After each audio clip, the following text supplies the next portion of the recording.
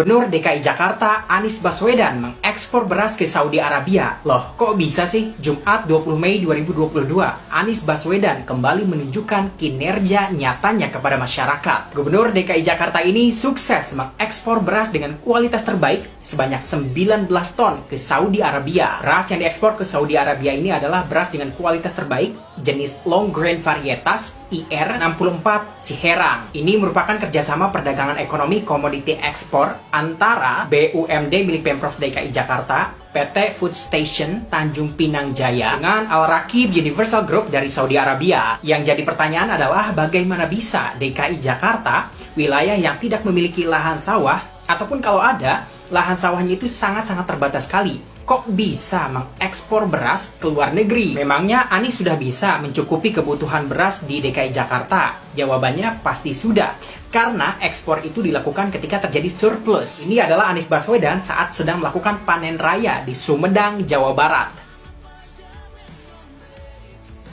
Dan ini adalah Anies Baswedan saat sedang panen raya di Cilacap, Jawa Tengah. Dan kalian wajib tahu nih, sejak tahun 2018 silam, Pemprov DKI Jakarta melalui perusahaan BUMD-nya yaitu PT Food Station Tanjung Pinang Jaya sudah menjalin kerjasama dengan gabungan ataupun kelompok-kelompok tani di beberapa wilayah di Indonesia. Dari mulai Karawang, Subang, Indramayu, Sumedang, Demak, Sidoarjo, Sragen, Cilacap, hingga Lampung. Bahkan hingga tahun 2021 silam tercatat BUMD milik Pemprov DKI Jakarta PT Food Station diketahui telah mengelola seluas 6.210 hektar sawah di wilayah-wilayah tersebut.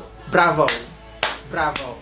Hal ini dilakukan tentu untuk memenuhi kebutuhan beras warga DKI Jakarta, agar warga DKI Jakarta bisa menikmati beras dengan kualitas terbaik namun dengan harga yang bagus. Tidak hanya itu, kerjasama ini juga tentu menguntungkan para petani di daerah-daerah tersebut. Yang pertama, para petani mendapatkan harga jual gabah yang lebih tinggi. Yang kedua, memberikan jaminan harga kepada para petani. Yang ketiga, memotong mata rantai pembelian gabah petani. Keuntungan yang keempat, para petani ini diberikan pendampingan mengenai pemilihan varietas padi yang ditanam dan juga pasca panennya. Pokoknya para petani yang kerjasama dengan Anies Baswedan dijamin untung lah. Dari sini kalian pasti sudah paham kan alasan kenapa Pemprov DKI Jakarta bisa ekspor beras ke Saudi Arabia. Ya memang beras yang diekspor ke luar negeri tersebut jumlahnya tidak banyak. Tapi kalau kita pikir lagi, untuk sebuah daerah yang bahkan tidak memiliki lahan sawah, ataupun kalau ada sangat-sangat terbatas sekali lahan sawahnya, ini sudah sangat-sangat luar biasa. Dan yang lebih penting adalah, ini adalah bukti nyata keberpihakan seorang Anies Baswedan kepada para petani lokal. Kalau jadi Gubernur DKI Jakarta saja, seorang Anies Baswedan sudah bisa memberikan keuntungan dan kesejahteraan kepada para petani di daerah lain, apalagi kalau dia jadi presiden, wah para petani di Indonesia kayaknya bakalan pada makmur nih hidupnya. Sekelas gubernur bisa panen raya di beberapa wilayah di Indonesia. Sekelas gubernur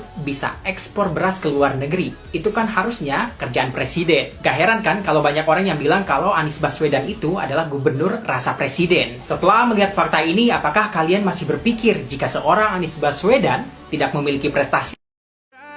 Quickly I let you. It's easier the fighting, but I know than I am. You throw it